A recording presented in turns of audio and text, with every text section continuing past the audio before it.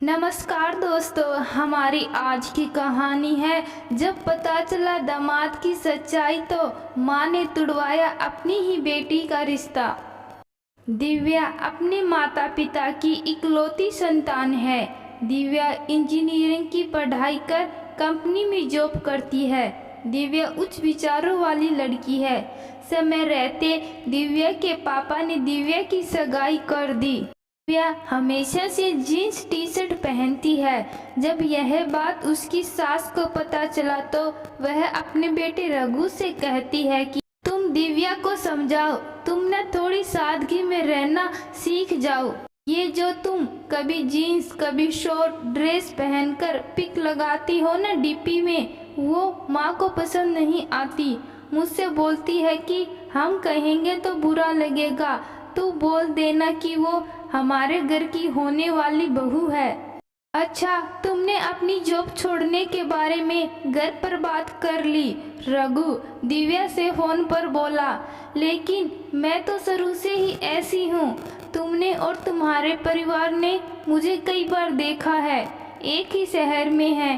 मैं जब पसंद आई तभी तो घर तक रिश्ता लेकर आए तुम्हारे मम्मी पापा।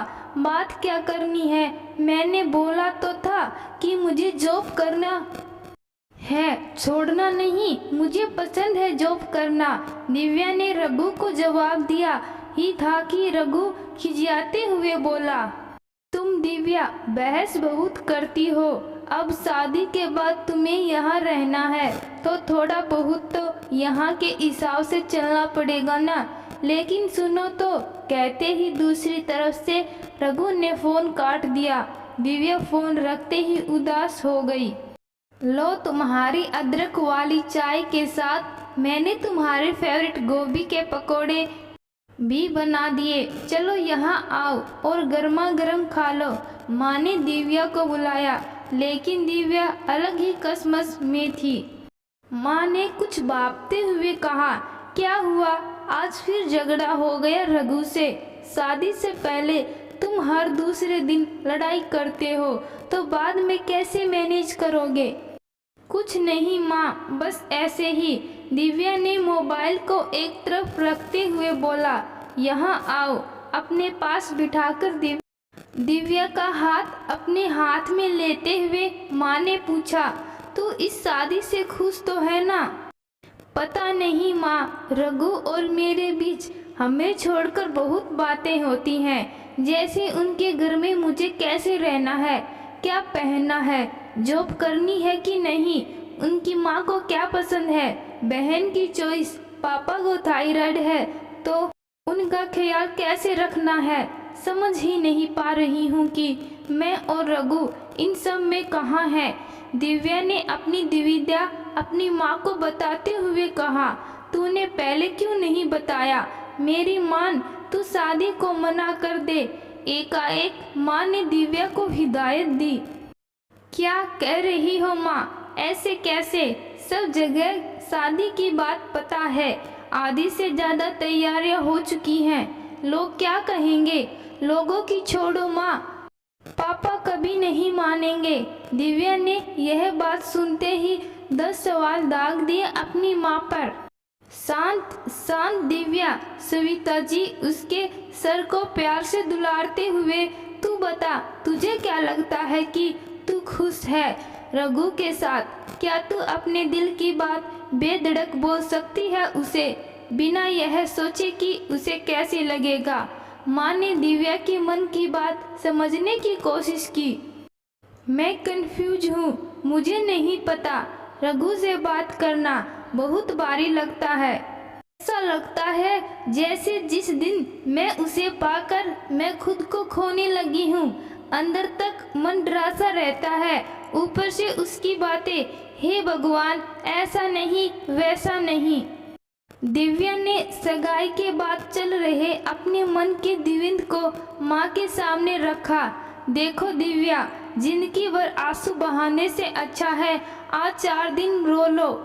तो बातें तुम बता रही हो ये अभी छोटी लगती है, लेकिन एक नासुर बन जाती है।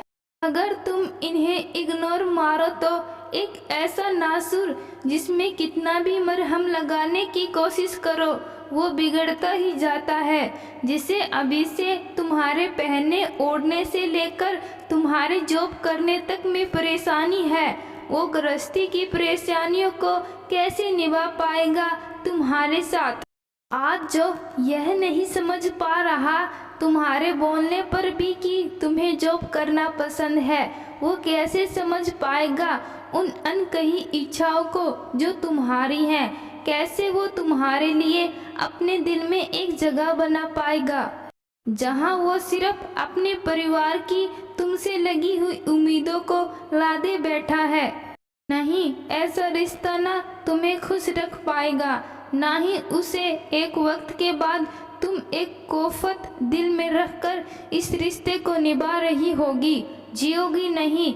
मैं चाहती हूँ कि तुम जिंदगी जियो। तुम्हारे हम सफ़र में कोई बात हो ना हो, एक बात होनी चाहिए कि वो तुम्हारी खामोशी को तुमसे बेहतर समझ सके। माँ ने दिव्या को समझाते हुए कहा। दिव्या माँ की आंखों में माँ की उस कोफत को महसूस कर रही थी जो शायद वो कभी अपनी माँ से नहीं कह पाई।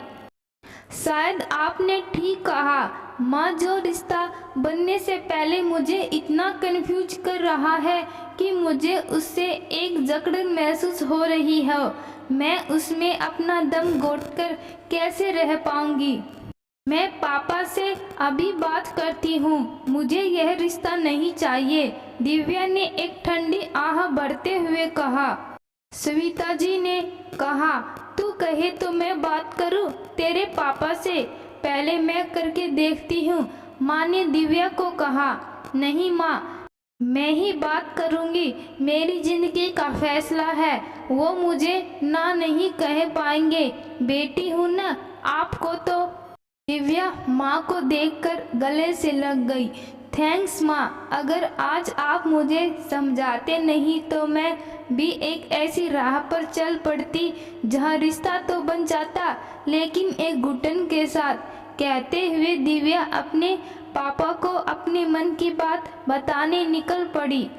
दिव्या ने अपने पापा को वो सारी बातें बताई जो सविता जी को बताई थी और सविता जी ने दिव्या को बताई, जिसे सुनकर पिता का फैसला यही रहा कि बेटा तेरी जिंदगी है, जो तेरा फैसला होगा वही फैसला हमारा होगा।